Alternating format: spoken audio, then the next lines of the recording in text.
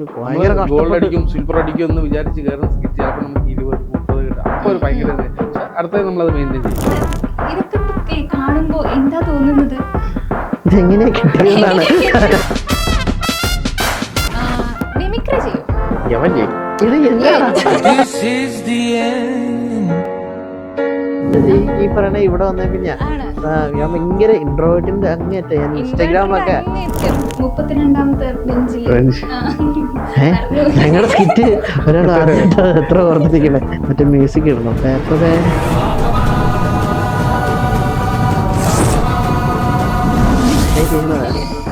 ഒന്ന് നിർബന്ധിക്കണം. രാത്രി ഉറങ്ങുന്ന സമയത്തായിരിക്കും വല്ല റീൽസ് ഇങ്ങനെ തോന്നിരിക്കും ഒരു കണ്ടന്റ് ഉണ്ടല്ലോ. ഇപ്പൊ ഇവൻ ആ ക്യാരക്ടർ പറഞ്ഞു 1 കൗണ്ടർ രൂപ അപ്പൊ പറയും 1 കൗണ്ടർ ഞാൻ പറയും വാടാ എഴുന്നേക്ക് രാത്രി 1 മണിയൊക്കെ എഴുന്നേക്ക് ഫസ്റ്റ് ജാവ സിമ്പിൾ ആണ്, പവർഫുൾ, ഭയങ്കര പവർഫുൾ ആണ്. അഞ്ജലിക്ക് മനസ്സിലാവുന്നുണ്ടല്ലോ അല്ലേ? ഹലോ ഹായ് നമസ്കാരം എല്ലാ പ്രിയ പ്രേക്ഷകർക്കും ഈ ഫ്രെയിം വീഡിയോയിലേക്ക് സ്വാഗതം. ഇന്ന് എൻ്റെ ഒപ്പം കൂടെ എത്തിയിട്ടുള്ളത് 2 ഗസ്റ്റുകളാണ് കേട്ടോ. അപ്പോൾ ഇവർ ഗസ്റ്റുകൾ എന്ന് പറഞ്ഞാൽ തന്നെ എന്താ പറയാ, നമ്മുടെ കേരളക്കരയില് എല്ലാവരുടെയും കുടുംബ പ്രേക്ഷകരുടെ ഇഷ്ട താരങ്ങളായിട്ടുള്ള അമൽ ചേട്ടനും വിഷ്ണു ചേട്ടനുമാണ് ഇന്ന് നമ്മളോടൊപ്പം കൂടെ എത്തിയിട്ടുള്ളത്. 2 പേരെ ഇൻഫ്രെയിം വീഡിയോയിലേക്ക് സ്വാഗതം ചെയ്യാണ്. ഓക്കെ ചേട്ടന്മാരെ, എന്താണ് വിശേഷം? സുഖം? കുഴപ്പമില്ല. എനിക്ക് തോന്നുന്നു ഞാൻ കുറച്ചു മുന്നേ സംസാരിച്ച സമയത്താണെങ്കിലും 2 പേര് ഇൻവേർട്ടർ ആണ് ആണല്ലേ? സ്കിറ്റ് അങ്ങ് തുടങ്ങി കഴിഞ്ഞ ഫ്ലോറിൽ മാത്രമാണ് എക്സ്ട്രോവേർട്ട് ആയിട്ടുള്ളൂ. ഫ്ലോറില് ആക്ഷൻ പറയുന്നത് നേരെ ചെയ്യുന്നു. ഞാനൊരു ആക്ഷൻ പറയട്ടെ? വേണ്ടി വരും അല്ലേ? ഓക്കെ, ഇപ്പൊ എത്ര നാളായി ഇത് ഐറ്റം വേറെ എന്ന പരിപാടിയിൽ എത്തിയിട്ട്? ഞങ്ങളിപ്പോ ഒരു 2 വർഷമായി. 2 വർഷമായി അല്ലേ? 2 പേരും 2 വർഷമായിട്ടുണ്ട്. ഓക്കെ, നിങ്ങള് 3 കിങ്സ് എന്നാണ് പറയുക, കോട്ടയംകാരുടെ സ്വന്തം. 3 കിങ്സിലെ 2 കിങ്സ് മാത്രമേ ഇവിടെ എത്തിയിട്ടുള്ളൂ. ഒരാളിവിടെ ജോലി സംബന്ധമായുള്ള കാര്യങ്ങളായിട്ട് വേറെ പ്രോഗ്രാമിലാണ്. ഓക്കെ, ഇപ്പൊ ഞാൻ പറയുകയാണെങ്കിൽ നിങ്ങളുടെ പ്രോഗ്രാമില് എനിക്ക് ഏറ്റവും ഇഷ്ടപ്പെട്ട സ്കിറ്റ് ഞാൻ വന്നപ്പോ പറഞ്ഞിട്ടുണ്ടായിരുന്നു, ബാഹുബലി ആ ഒരു സാധനമാണ്. അപ്പൊ ഇതിന്റെ കണ്ടന്റ് സ്ക്രിപ്റ്റ് റൈറ്റിംഗ് ഒക്കെ എങ്ങനെയാ, ആരാ ചെയ്യുന്നത്? ഇതിന്റെ മെയിൻ കണ്ടന്റും ക്രിയേറ്ററും സ്കിറ്റ് എല്ലാം എഴുതുന്ന അമല തന്നെയാണ്.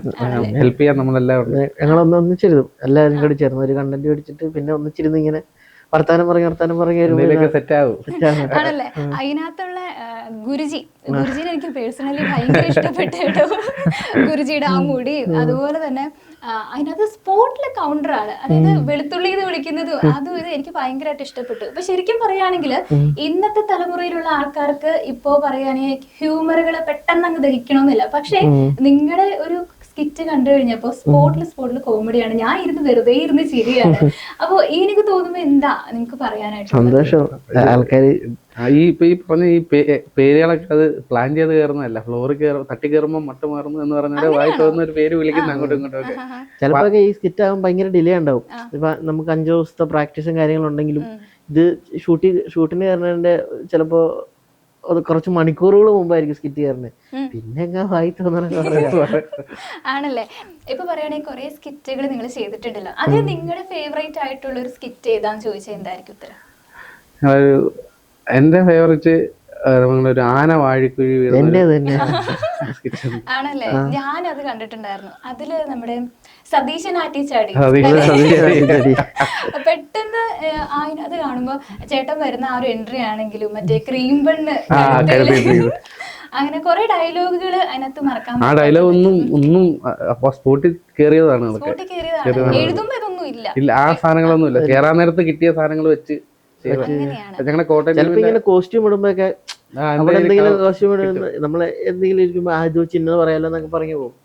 അങ്ങനെയൊക്കെ കോട്ടയം ടീമിന്റെ ആദ്യത്തെ സ്കിറ്റ് ആയിരുന്നു. ഓക്കെ, ഇപ്പൊ 2 വർഷത്തിൽ കൂടുതലായല്ലോ ഇപ്പൊ ഈ ഒരു ഫ്ലോറിൽ എത്തി നിൽക്കുന്നു. ഇപ്പൊ തിരിഞ്ഞു നോക്കുമ്പോ നിങ്ങൾക്ക് 2 പേർക്ക് എന്താണ് തോന്നുന്നത്? ഒരു അത്ഭുതം തോന്നുന്നുണ്ട്. ഇവിടം വരെ എത്തിപ്പറ്റി എന്നുള്ള ഒരു ആഗ്രഹം മാത്രമേ ഉള്ളായിരുന്നു. ഒരു എന്തെങ്കിലും ഒരു നടനാവണം, അല്ലെങ്കിൽ ഇച്ചിരി ഫെയിം ആവണം എന്നൊക്കെ ഒരു ആഗ്രഹം ഉണ്ടായിരുന്നു. പക്ഷെ അത് നല്ല രീതിയിൽ തന്നെ എത്തിപ്പെട്ടതിൽ ഒരുപാട് സന്തോഷമുണ്ട്. ഞാന് ഇതിനകത്തേക്ക് ഒരിക്കലും ഞാനൊരു സ്കിറ്റ് ആവും എന്നൊക്കെ, സ്കിറ്റ് കളിക്കാൻ ആർട്ടിസ്റ്റ് ആവുമെന്നൊന്നും ചിന്തിച്ചല്ല. ഞാൻ സ്കിറ്റിലേക്ക് ഇറങ്ങുന്നതെന്ന് പറഞ്ഞാൽ എൻ്റെ കൂടെ കോളേജിൽ ഒരു ചേട്ടനുണ്ട്, റെജിൻ എന്ന് പറഞ്ഞ ആളുടെ കൂടെ ബമ്പർ ഷീറ്റിൽ ഞങ്ങൾ ഒന്നിച്ചായിരുന്നു. അപ്പോൾ റെജിൻ്റെ കൂടെ ഞാൻ സ്കിറ്റിലേക്ക് ഇരുന്നു. അപ്പോൾ ആൾക്ക് ഇങ്ങനെ TV-യിൽ പോകണം. ഞാൻ അന്നും കുറച്ച് ഇൻവേർട്ടർ ആയിരുന്നു. ഇങ്ങനെ നാണം കുടുങ്ങിയൊക്കെ ഇരിക്കും. അപ്പോൾ അവിടെ പോവാന്നൊക്കെ പറഞ്ഞു. അപ്പോൾ ഞങ്ങൾ രണ്ടുപേരും ഇങ്ങനെ പോകാൻ തീരുമാനിച്ചു. ഞങ്ങൾ ബമ്പർച്ചിരിയിലൊക്കെ പോയി. അങ്ങനെ പോയി കഴിഞ്ഞപ്പോഴേക്കും പിന്നെ ഇതിനോട് ഇഷ്ടം തോന്നി. പിന്നെ ഇത് തന്നെയാണോ ചെയ്യണത് ശരിയാണോ എന്നറിയില്ല, ഇത് തന്നെ ഇങ്ങനെ ചെയ്തു നോക്കൊണ്ടിരിക്കുക. അങ്ങനെ വന്നയാ. അങ്ങനെ വന്നതാണ്. ഇപ്പൊ ഇവിടെ ഇന്ന് സംസാരിക്കുമ്പോഴാണെങ്കിലും സ്കിറ്റിൽ കാണുമ്പോഴാണെങ്കിലും ഞാൻ നേരത്തെ പറഞ്ഞിട്ടുണ്ടായിരുന്നു, ബിജിക്കുട്ടൻ ചേട്ടന്റെ ഒരു എനിക്ക് അടികപ്പേര് കൂട്ടമണിയിൽ അദ്ദേഹം ചെയ്ത ഒരു ക്യാരക്ടർ വെച്ചിട്ടാണ് എനിക്ക് തോന്നുന്നത്. അങ്ങനെ ആരെങ്കിലും പറഞ്ഞിട്ടുണ്ടോ? എല്ലാരും അങ്ങനെ പറയുന്നുണ്ടല്ലേ? എല്ലാവരും അങ്ങനെ കമന്റ്സിലൊക്കെ ചിലപ്പോ. അപ്പൊ നമുക്ക് സന്തോഷം, നമ്മളൊക്കെ ഒരുപാട് എക്സ്പീരിയൻസ് ആയിട്ടുള്ള ആർട്ടിസ്റ്റിനായിട്ട് ഇങ്ങനെ പറയുക, അങ്ങനെ ഉണ്ടെന്നൊക്കെ പറയുമ്പോൾ സന്തോഷം. അദ്ദേഹത്തിന്റെ മുൻപിൽ അതെ ചേട്ടന്റെ മുമ്പിൽ വിജിക്കട്ടൻ ചേട്ടനൊക്കെ തന്നെ സപ്പോർട്ട് ചേർന്നൊന്നുമല്ല. അപ്പൊ അവിടെ നമ്മുടെ ജഡ്ജ്മെന്റ് കഴിഞ്ഞായാലും പുറത്തേക്ക് ഇറങ്ങുമ്പോൾ സ്കിറ്റ് മോശമായാലും എടാ അത് ഇതാക്കണം, അത് ഇങ്ങനെ ഫ്രണ്ട്സ് എന്ന രീതിയിൽ പറയുന്നത്. അപ്പൊ അതൊക്കെ ഭയങ്കര നമുക്ക് സപ്പോർട്ടാ ചെയ്യാൻ നേരത്തൊക്കെ. അതെ, ഇപ്പൊ ഇതുപോലത്തെ പരിപാടിയിൽ വന്നു കഴിഞ്ഞപ്പോ ഒരു ചിരിയിൽ വന്നിട്ടുണ്ടായിരുന്നു എന്ന് പറഞ്ഞിട്ടുണ്ടായി. അതുപോലെ ഇപ്പൊ ഐറ്റം വേറെയിൽ വന്നിരിക്കുകയാണ്.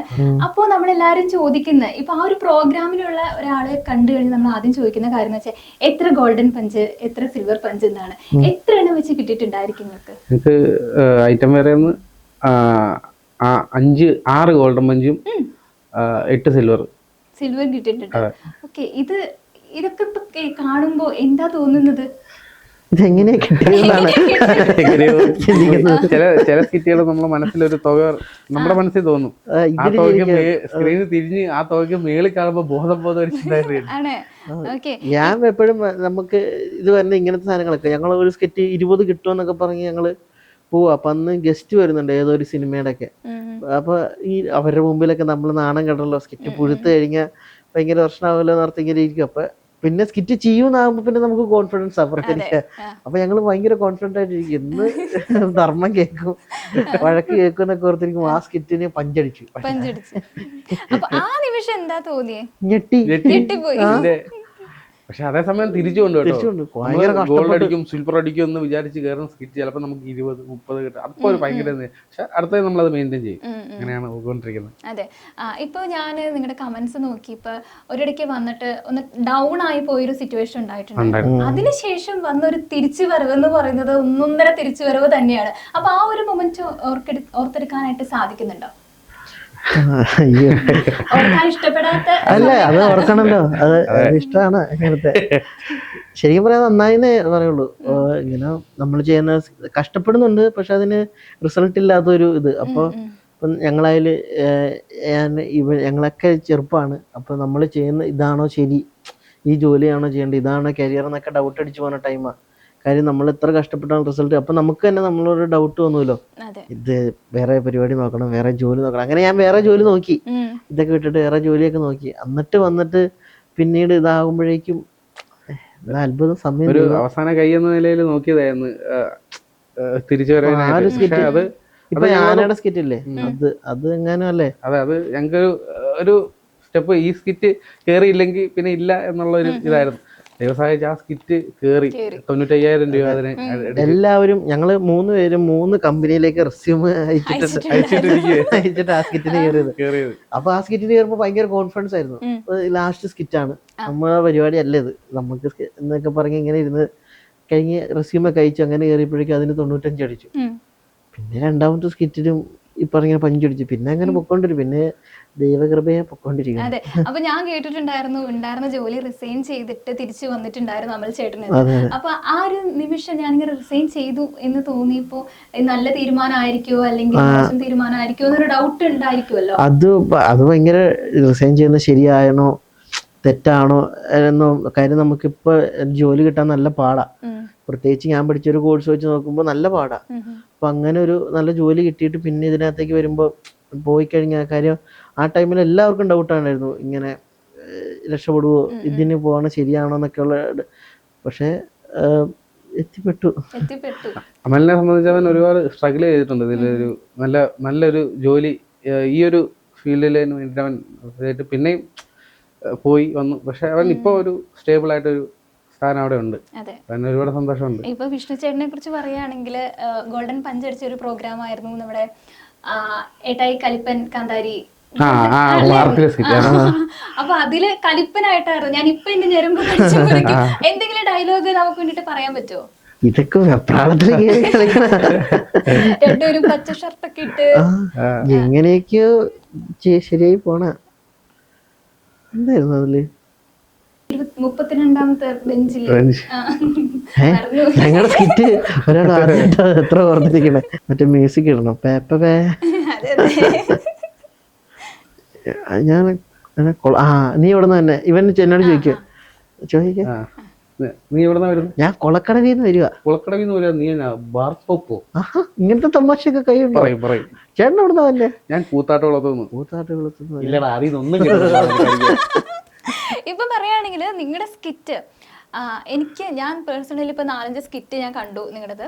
അതില് നോൺ സ്റ്റോപ്പ് ആയിട്ട് ചിരിച്ചുകൊണ്ടിരിക്കുക. ഇപ്പൊ എന്റെ അടുത്ത് ഞാൻ ഇവിടെ ഇരുന്നിട്ടാണ് സ്കിറ്റ് കാണുന്നത്. അപ്പൊ എന്റെ അടുത്തൊരു എഡിറ്റർ ഇരിക്കുന്നുണ്ട്. അപ്പൊ ഞാൻ ഹെഡ്ഫോൺ വെച്ചിട്ടാണല്ലോ ഇത് കാണുന്നത്. അപ്പൊ ഞാൻ കുടുകൂടാന്ന് ചിരിക്കും. ഞാൻ നല്ലോണം ചിരിക്കുന്ന ഒരു ടൈപ്പുള്ള ആളാണ്. അപ്പൊ ഞാനിരുന്ന് ചിരിച്ചുകൊണ്ടിരിക്കും. പറഞ്ഞു ചോദിക്കുക അത് എന്താ പറ്റിയേ? അപ്പൊ ഞാൻ പറഞ്ഞു ഇങ്ങനെ ഒരു സ്കിറ്റ് കണ്ടിട്ടാണെന്ന് പറഞ്ഞു. ഇപ്പൊ പറയുകയാണെങ്കിൽ ഈ ജെൻസി പിള്ളേരുടെ അടുത്ത് കോമഡികൾ കേൾക്കാനായിട്ട് ഭയങ്കര പാടാണ്. അപ്പൊ ആ ഒരു സമയത്ത് ഇത്രയും കോമഡികൾ സ്പോട്ടില് ചുമ്മാ പറയുന്ന കാര്യമായിരിക്കും, അതൊക്കെ കോമഡി ആയിട്ടാ വരുന്നത്. അപ്പോ അങ്ങനത്തെ കോമഡികൾ യൂസ് ചെയ്യുമ്പോ എന്താണ് തോന്നുന്നത്? ഇപ്പോഴത്തെ പിള്ളേരും അത് അക്സെപ്റ്റ് ചെയ്യുന്നുണ്ടല്ലോ എന്ന് പറയുന്നതും വലിയൊരു കാര്യം തന്നെയല്ലേ? എന്താ തോന്നുന്നത്? നമ്മൾ ഈ കോമഡി കാര്യത്തിൽ പലതും സൂക്ഷിച്ച് അവിടെ പറയാൻ പറ്റുള്ളൂ. ചിലത് നമുക്ക് പറയുന്നത് തിരിച്ചടിയായിട്ട് വരും. അങ്ങനെ പലതും ശ്രദ്ധിച്ച് ചെയ്യുമ്പോ അതിൻ്റെതായിട്ടുള്ള രീതി. എന്നെ ഇങ്ങനെയൊന്നും ചിന്തിക്കാറില്ല. ഞങ്ങൾ ആകെപ്പാടെ ചിന്തിക്കണത് ആ മാസത്തെ സാലറി എങ്ങനെയെങ്കിലും തയ്ക്കണം, അത് മാത്രമേ ചിന്തിക്കാറുള്ളൂ. പിന്നെ ഞാൻ പറയില്ല, ഇതൊക്കെ എന്തോ ദൈവാനുഗ്രഹം കൊണ്ട് പോണതാ. നമ്മളൊക്കെ ഒരുപാട് പേര് അതിലൂടെ ചെയ്യുന്നു. അവരുടെ കൂടെ ഞങ്ങളൊക്കെ ഒരുപാട് എക്സ്പീരിയൻസ് ഉള്ള ആർട്ടിസ്റ്റുകൾ നിൽക്കുന്നതിൽ ഞങ്ങൾക്ക് നിൽക്കാൻ പറ്റുക എന്ന് പറയുന്നത് തന്നെ വലിയ കാര്യം. പിന്നെ ഈ ഇവര് പുതിയ ടൈപ്പ് പിള്ളേർക്കും കോമഡി ഇഷ്ടപ്പെടുന്നു എന്ന് പറയുമ്പോൾ നല്ല കാര്യം. കാര്യം എല്ലാവർക്കും ഇപ്പോൾ പലതരത്തിലുള്ള കോമഡികളുണ്ടല്ലോ. ഇൻസ്റ്റാഗ്രാം റീലുകളായാലും ഭയങ്കരമായിട്ട് നമ്മൾ കോമഡി ഭയങ്കരമായിട്ട് വളർന്നു. അപ്പൊ അതിൻ്റെ അടുത്ത് നമ്മളൊരു കുഞ്ഞു സാധനം കൊണ്ടൊക്കെ ചെല്ലുമ്പോൾ പേടിയുണ്ട്. പക്ഷെ അത് നിങ്ങൾ പറയുന്നത് നോർമലായിട്ട് നമ്മൾ യൂസ് ചെയ്യുന്ന സാധനങ്ങളായിരിക്കും. പക്ഷെ സ്പോട്ടിൽ വരുമ്പോണ്ടല്ലോ അത് ഭയങ്കര കോമഡി ആയിട്ടാണ് വരുന്നത്. ഇപ്പോൾ അത്രയും ലെജൻസിന്റെ മുൻപിലാണ് പ്രോഗ്രാംസ് നിങ്ങൾ അവതരിപ്പിക്കുന്നത്. അപ്പോൾ എന്താണ് തോന്നുന്നത്? ഇപ്പൊ നസീർക്കെ ആണെങ്കിലും ബിജുക്കുട്ടൻ ചേട്ടനാണെങ്കിലും ടിനി ടോം ചേട്ടനാണെങ്കിലും അപ്പൊ എന്താണ് നിങ്ങൾക്ക് പറയാനായിട്ടുള്ളത്? ഫ്ലോറിൽ ഒരു സ്കിറ്റ് കയറുമ്പോൾ അവരുടെ ചിരി കാണുമ്പോൾ തന്നെ നമുക്കൊരു കോൺഫിഡൻസാണ്, നമ്മൾ ചെയ്യുന്ന സാധനം കയറുന്നുണ്ട് എന്നുള്ള. പിന്നെ നമുക്ക് മുന്നോട്ടുള്ള ഓരോരോ അടുത്ത കൗണ്ടർ അടിക്കാൻ നമുക്ക് ധൃതിയാണ്. പക്ഷെ അതേസമയം തിരിച്ചാണെങ്കിൽ നമ്മൾ ഒരു സാധനം കയറിയില്ലെന്ന് കാണുമ്പോൾ പിന്നെ നമ്മൾ ഡൗൺ ആകും, തീർന്നു പോരെ എന്നുള്ള ഒരു ഇതാണ്. ഇപ്പൊ ഓഡിയൻസും കൂടി ഉണ്ട്, അവരുടെ തിരിച്ചില്ലെങ്കിൽ ഭയങ്കര ടെൻഷനൊക്കെ ആവും. ഈ വരുന്ന ഓഡിയൻസ് വലിയൊരു ഘടകമാണ് ഇതില്. അവരുടെ ഐഡിയയും ചിരിയും ഫീഡ്ബാക്ക് നമുക്ക് അപ്പൊ തന്നെ അറിയാന്ന് പിന്നെ പറയുന്നത് തീർച്ചയായിട്ടും അറിയാൻ പറ്റും. ചിരിച്ചാലേ ഉള്ളൂ. അവര് ചിരി കിട്ടാതിരിക്കുമ്പോ ഞങ്ങൾക്ക് മനസ്സിലാവും പൊളിഞ്ഞു തുടങ്ങി. അങ്ങനെ പൊളിഞ്ഞ സ്കിറ്റുകൾ ഉണ്ട് കേട്ടോ. പൊളിഞ്ഞ സ്കിറ്റുകൾ ഉണ്ട്, കുറെ ഉണ്ട് പൊളിഞ്ഞ സ്കിറ്റുകൾ. ഞങ്ങൾ വേണ്ട ഒരു തട്ട് പോലെ ഉണ്ടായിരുന്നു, ഹിറ്റ് ഫ്ലോപ്പ്. അത് അപ്പൊ അതിലെടുത്ത് നോക്കി കഴിഞ്ഞാൽ ഏറ്റവും കൂടുതൽ വരുന്നത് ഏതായിരിക്കും? രണ്ടും കാട്ടിക്ക്. ഓക്കെ. ഇപ്പൊ ഗ്രൂമിംഗ് സെക്ഷൻ ഒക്കെ എങ്ങനെയാ? ഗ്രൂമിംഗ് സെക്ഷൻ ഒക്കെ അടിപൊളിയാ. നമ്മുടെ ഗ്രൂമേഴ്സ് എന്നൊക്കെ പറഞ്ഞാൽ വളരെ എക്സ്പീരിയൻസ് ഉള്ള ഭയങ്കര വലിയ ആർട്ടിസ്റ്റുകളൊക്കെ. രാജേഷ് ചേട്ടൻ, ശശാങ്കൻ ചേട്ടൻ, അവരുടെയൊക്കെ കീഴിൽ നമ്മളെ ചെറുപ്പത്തിൽ ഇവരൊക്കെ ടി വി കണ്ടിട്ട് അവരിപ്പോ നമ്മളെ പഠിപ്പിക്കാന്നൊക്കെ പറഞ്ഞൊരു വലിയ ഭാഗ്യം. ഞങ്ങളുടെ ചെറുപ്പത്തിൽ ഞങ്ങള് കോമഡി സ്റ്റാർസ് അങ്ങനെ കുറെ പ്രോഗ്രാം ഉണ്ട്. ശശാങ്കനൊക്കെ നമ്മളെ ഗ്രൂമ് ചെയ്യിക്കാന്ന് പറഞ്ഞാൽ നമുക്ക് ഭയങ്കര സന്തോഷമുള്ള കാര്യം അതൊക്കെ. പിന്നെ ചേട്ടൻ ഇവിടെ വരുമ്പോഴാണ് അതായത് നേരിട്ട് കാണാം. സ്റ്റാർ മാജിക്കിലൊക്കെ കണ്ടിട്ടുള്ളൂ. പിന്നെ അതുപോലെ തന്നെ നമ്മൾ പണ്ട് കൊച്ചിലെ സ്കൂളിൽ പോകുന്ന തിരിച്ചു കോമഡി സ്റ്റാർസ് ഞായർ ശനിയൊക്കെ നമ്മൾ ടിവിയുടെ മുന്നിൽ നിന്ന് കണ്ട പല താരങ്ങളും നമ്മുടെ കൂടെ സ്കിറ്റ് കളിക്കുന്നു, കൂടെ സംസാരിക്കുന്നു. അതൊക്കെ എന്നെ സംബന്ധിച്ച് ഞങ്ങളെ സംബന്ധിച്ച് ഭയങ്കര സ്വപ്നം കാണുന്ന ഒരു ഫീല. പിന്നെ ഇവരൊക്കെ നമ്മളെ നന്നായിട്ട് ഗൈഡ് ചെയ്യും. ഒരു സ്കിറ്റ് കൊണ്ട് ചെന്നാൽ നല്ലതാണെങ്കിൽ നല്ലതെന്ന് പറയും, മോശമാണെന്ന് പറയും. അപ്പോൾ നല്ലതാകാൻ വേണ്ടി ഉള്ള സജഷൻസ് ഉണ്ട്. അപ്പോൾ നമുക്കത് കിട്ടുക എന്ന് പറഞ്ഞാൽ വലിയ സന്തോഷമാണ്. തീർച്ചയായിട്ടും വലിയൊരു കാര്യം തന്നെയാണ്. ഇപ്പോ ഗോൾഡൻ പഞ്ച് അടിച്ചതില് ഏറ്റവും ഇഷ്ടപ്പെട്ട സ്കിറ്റ് ഏതാ? ഗോൾഡൻ പഞ്ച് അടിച്ചതല്ലേ, ഒരു ഹോസ്പിറ്റലിലെ സ്കിറ്റ് ഇടുക്കിക്കാരനായിട്ട്. ഞാൻ പറയാം കൊടംപുളി. അതെ അതെ അതെ, അത് നല്ലൊരു സ്കിറ്റ് ആയിരുന്നു, എനിക്ക് ഇഷ്ടപ്പെട്ടു. ഇപ്പോ നസീർക്ക നിങ്ങളുടെ സ്വന്തം നാട്ടുകാരനാണ്, കോട്ടയംകാരനാണ്. അദ്ദേഹത്തെ കുറിച്ച് എന്താ പറയാനുള്ളത്? നസീർക്ക ഞങ്ങൾ ബമ്പർശ്ശേരി ആയത് തന്നെ നസീർക്കാണ് അറിയാവുന്നേ. നസീർക്ക അവിടെ അല്ലേ നമ്മള് പുള്ളി ഷൂട്ടിൻ്റെ ഇടയ്ക്ക് വെളിലോട്ട് ഇറങ്ങുമ്പോഴല്ല ഞങ്ങൾ അവിടെയൊക്കെ ഇറങ്ങി സ്കിറ്റ് പഠിക്കുന്നത്. പുള്ളി വന്ന് നല്ല സംസാരിക്കും, നാട്ടുകാരെ വഴക്കം പറയും, പിന്നെ സ്കിറ്റ് വഴക്കം പറയും. അങ്ങനെയല്ല, പിന്നെ സജഷൻസ് പറയും. അവിടെയുള്ള എല്ലാവരും ഒരു ഫാമിലി പോലെയാ. നമ്മളൊരു സ്കിറ്റ് താഴെ എങ്ങാനും പോയി കഴിഞ്ഞാൽ പുറത്തിറങ്ങി ചെറുക്ക ജഡ്ജ്മെന്റിൽ നമ്മൾ നന്നായിട്ട് എന്തൊക്കെയാ ചെയ്യാനുള്ളതെന്ന് പറഞ്ഞിട്ട് പുറത്തിറങ്ങിയിട്ട് എന്താ പറയാ, ഒരു ടീച്ചർ എന്നൊക്കെ പറയല്ലേ, അതുപോലെ നമ്മൾ വഴക്ക് പറയും. ശരിയാക്കാനുള്ള ഇത് വഴക്കെന്ന് പറഞ്ഞാൽ നമുക്ക് ഭയങ്കര ബുദ്ധിമുട്ടുള്ള വഴക്കല്ല, സ്നേഹത്തോടെയുള്ള ഒരു വഴക്കില്ലേ. നമ്മള് ഒരു ചേട്ടനെ പോലെ വഴക്ക് പറയാം, അതിങ്ങനെ ചെയ്യടാ, അത് പിടിക്കല്ലേ, അങ്ങനത്തെ കണ്ടന്റ് പിടിക്കില്ലേ, ഇങ്ങനെ ചെയ്യും, അത് എങ്ങനെ അഭിനയിക്കണം എന്നൊക്കെ പറഞ്ഞ് ഇങ്ങനെയൊക്കെ പോകാം, അടുത്താണ് നല്ല ചെയ്യണം എന്നൊക്കെ പറയും. ഇപ്പൊ കണ്ടന്റിനെ കുറിച്ച് പറയുമ്പോൾ ഞാൻ പറഞ്ഞല്ലോ എനിക്ക് ബാഹുബലി ആയിരുന്നു ഇഷ്ടപ്പെട്ടത്. ഇപ്പൊ ബാഹുബലിയുടെ ഫസ്റ്റ് പാർട്ട് ഞാൻ പകുതിയാക്കിയിട്ടേ ഉള്ളൂ കണ്ടിട്ട്, എനിക്ക് ഭയങ്കരമായിട്ട് ഇഷ്ടപ്പെട്ടു. അപ്പൊ ഇതേപോലത്തെ കണ്ടന്റ് ഇപ്പൊ നിങ്ങൾ കൂടിയിരിക്കുമ്പോഴായിരിക്കുമല്ലോ സംസാരിക്കുക. അപ്പൊ ഈ ഗ്രൂമിങ് സമയത്ത് എപ്പോഴായിരിക്കും ഈ ഒരു സ്കിറ്റ് പൂർണ്ണമായിട്ട് നിങ്ങൾ അത് പ്രാക്ടീസ് ചെയ്യാനായിട്ട് തുടങ്ങുന്നത്? അങ്ങനെ വെച്ച് കഴിഞ്ഞാൽ നമ്മള് വായതൊക്കെ വന്നു കഴിഞ്ഞാൽ കണ്ടന്റിനായിട്ട് അങ്ങോട്ടും ഇങ്ങോട്ടും നടക്കും. പിന്നെ ഇങ്ങനെ ഉറങ്ങും. ചിലപ്പോൾ ഞങ്ങൾക്ക് കിടക്കുന്ന രാത്രി ഉറങ്ങുന്ന സമയത്തായിരിക്കും വല്ല റീൽസ് ഇങ്ങനെ തോന്നിരിക്കും, ഒരു കണ്ടന്റ് ഉണ്ടല്ലോ. രാത്രി ഞങ്ങൾക്ക് പിറ്റേ ദിവസം ഷൂട്ടാ അല്ലേ, ഞങ്ങളൊരു സിനിമയുടെ സ്കിറ്റ് ഇല്ലാണ്ട് ഇങ്ങനെ കിടക്കും. അപ്പൊ ഞാനിവന് ഒരു റൂമിലാണ് കിടക്കണേ, ഞാൻ രാത്രി ഇങ്ങനെ റീല് തോണ്ടിയിരിക്കുക.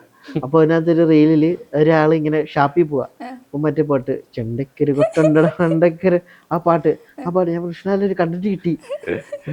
അപ്പൊ അതിനകത്ത് നമ്മുടെ ബെന്നി എന്ന് പറഞ്ഞ ജയറാമേട്ടൻ ചെയ്ത ക്യാരക്ടർ അച്ഛനെ കൊണ്ടുവന്ന് ധ്യാനത്തിനാക്കിയല്ലേ, ആ കണ്ടന്റ് ഞങ്ങൾ എടുത്ത് ആ സിനിമയിലെ ആ ചെറിയ കണ്ടന്റ് എടുത്ത് സ്കിറ്റാക്കി. അപ്പൊ ഇപ്പൊ ഇവൻ എന്നോട് ആ ക്യാരക്ടർ പറയുമ്പോ ഒരു കൗണ്ടർ ഇവൻ അപ്പൊ പറയും, ഒരു കൗണ്ടർ ഞാൻ പറയും, എന്നാ വാടാ എഴുന്നേക്ക്, രാത്രി 1 മണിയൊക്കെ എഴുന്നേക്ക് സ്കിറ്റ് നോക്കാം, രാത്രി അങ്ങനെ അത് അങ്ങനെ ഡെവലപ്പ് ചെയ്ത് ഫ്ലോറിൽ കയറണം. ആ സ്കിറ്റുകൾ ഫ്ലോറിൽ കയറുമ്പോൾ പോലും അത് പൂർണ്ണമല്ല, കയറുന്നത് തൊട്ട് മുമ്പൊക്കെ ആയിരിക്കും അത് കംപ്ലീറ്റ് ചെയ്ത് കയറുന്നത്. ഇപ്പൊ ഈ ഞാൻ സ്കിറ്റ് കണ്ട ടൈമിൽ അതിനകത്ത് പറയുന്നുണ്ട്, നീ അവിടെ പോയി കണ്ടന്റിനുള്ള ബാക്കി സാധനം ആര് തരുമെന്ന്, നീ പോയി ഇവിടെ കണ്ടന്റ് ഇല്ലാന്നോ, ഞാൻ അങ്ങനെയൊക്കെ പറയുന്നത് അതൊക്കെ സ്പോട്ടിലിടുന്ന കാര്യങ്ങളാണല്ലോ. എന്തെങ്കിലുമൊക്കെ പറയുന്നത് അത് കേറും ദൈവം. അതൊക്കെയാന്ന് തോന്നുന്നു ഇപ്പോഴത്തെ എല്ലാവർക്കും ആവശ്യമായിട്ടുള്ളത്, സ്പോട്ട് കണ്ടന്റ് അല്ലെങ്കിൽ കൗണ്ടറുകൾ ഒക്കെ പറയാം. ഇപ്പൊ ഒരു ചിരി ഇരുചിരി ബമ്പർ ചിരിയില് വന്നിട്ടുണ്ടായിരുന്നല്ലോ. ഇപ്പൊ നമുക്കറിയാം അതിനകത്ത് ആദ്യം ഉണ്ടായിരുന്ന നസീർക്ക് ഉണ്ടായിരുന്നു, അതുപോലെ തന്നെ നമ്മുടെ സാബു ചേട്ടൻ, മഞ്ജു ചേച്ചി, ഇവരെ കുറിച്ച് എന്താ പറയാനുള്ളത്? സാബുചേട്ടന് മുന്നേ നേരെ പോകുന്നുള്ള ആളെ, മോശമാണെ പുള്ളി അത് മോശം തന്നെ പറയും, ഇല്ലെങ്കിൽ ഭയങ്കര സ്നേഹത്തോടെ എടാ നല്ലതായിരുന്നടാ, നല്ല അടിപൊളി സീറ്റാണ്. ചേച്ചിയാണെങ്കിൽ പോലും നല്ല ചിരിച്ച് രസമൊക്കെ ആയിട്ട് അടുത്തത് നല്ല ചെയ്യണം എന്ന് പറയുന്ന ഒരു ചെറുക്കാൻ പറഞ്ഞല്ലോ. പിന്നെ ബമ്പർ ചിരിയാണ് എല്ലാത്തിനും മെയിൻ. ഒരു കലാജീവിതത്തിന് തുടക്കമിട്ട് ഞാൻ ഏഷ്യാനെറ്റിൽ നിന്നാണ് സ്റ്റാർട്ട് ചെയ്തത്, എന്നാലും ബമ്പർ ചിരിയാണ് എനിക്കൊരു മുന്നോട്ടൊരു അടിത്തറയിട്ട് തന്നത്. എനിക്കും അത് തന്നെ. ചേട്ടനൊക്കെ ആണെങ്കിൽ വഴക്കൊക്കെ പറയും, സ്കിറ്റ് നന്നാവാൻ വേണ്ടി. നസീർക്കനെ പോലെ തന്നെ പുറത്തിറങ്ങുമ്പോ അത് പൊളിഞ്ഞു പോയല്ലേടാ നമ്മളെ കളിയാക്കും, രസമുണ്ടായിട്ടൊരു കൂട്ടുകാരനെ പോലെ ഇന്ന് കളിയാക്കും. അപ്പൊ അത് ഭയങ്കര ഇഷ്ടം. പിന്നെ മഞ്ജു ചേച്ചി എന്ന് പറഞ്ഞാൽ ഇപ്പൊ നമുക്ക് എല്ലാവർക്കും ഷോ കാണുന്നവർക്കൊക്കെ മനസ്സിലാവും, ഒരു അമ്മ പോലെയാണ് എല്ലാവർക്കും. നല്ലത് കണ്ട നല്ലതെന്ന് പറയും, മോശം കണ്ട വഴക്ക് പറയും, സ്നേഹിക്കും, അങ്ങനെയൊക്കെ ആണ്. അപ്പൊ അവരൊക്കെ ബിസി ചെയ്യുന്നുണ്ട്. പിന്നെ ഇവിടെ ഭയങ്കര ഹാപ്പിയാണ്.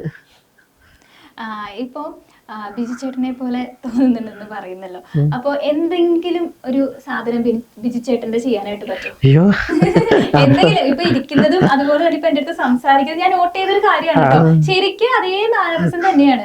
എന്തെങ്കിലും ഒന്ന് ചെയ്യാനായിട്ട് പറ്റും? എല്ലാം ഗംഭീരമായിട്ട് ചെയ്ത് വെച്ചേക്കണത് ഞാൻ എന്തിനാ എടുത്തിട്ടുള്ളത്? മോണാക്ട് ചെയ്യോ? ഞാൻ എന്തെങ്കിലുമൊക്കെ ചെയ്തു തുടങ്ങിയത് ഈ പറയണ ഇവിടെ വന്നേ പിന്നെ ഞാൻ ഭയങ്കര ഇൻട്രോവേർട്ടിന്റെ അങ്ങേറ്റ. ഞാൻ ഇൻസ്റ്റാഗ്രാം ഒക്കെ മാറി മാറി വരുന്നു. ഇൻസ്റ്റാഗ്രാം ഒക്കെ പ്രൈവറ്റ് അക്കൗണ്ടാ, ഏതാണ്ട് 61 പേരെ എങ്ങാണ്ടൊക്കെ ഫോളോ ചെയ്യുള്ളൂ. അങ്ങോട്ടും ഇങ്ങോട്ടും എന്തോ എനിക്ക് പേടിയത് ആൾക്കാരെ എങ്ങനെ എടുക്കും. ചേട്ടന്റെ ഞാൻ കണ്ടിട്ടുണ്ടായിരുന്നു, ഞാൻ ഫോളോ ചെയ്യാം, ഒന്ന് കമ്പനി ആയിട്ട് ഫോളോ ചെയ്താൽ മതിയിൽ വെച്ചിട്ടാ. അപ്പൊ മിമിക്രി ചെയ്യോ?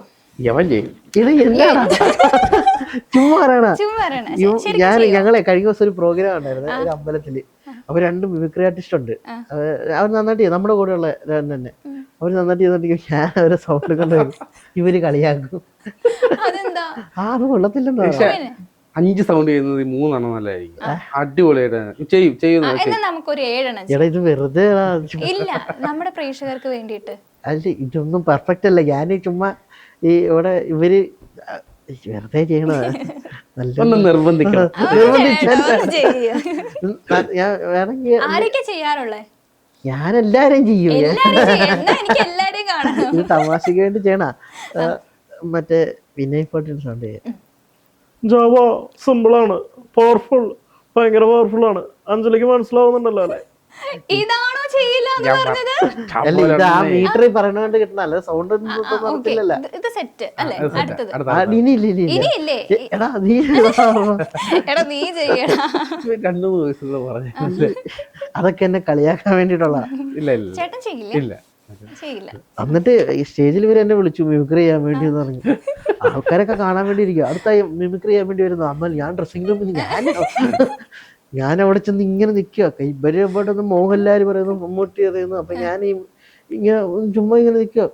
ആൾക്കാർ എന്നെ നോക്കുന്നുണ്ട്. ഞാൻ അവരെ ചെയ്യിപ്പറണ്ട് എന്നെ പറഞ്ഞു വിട്.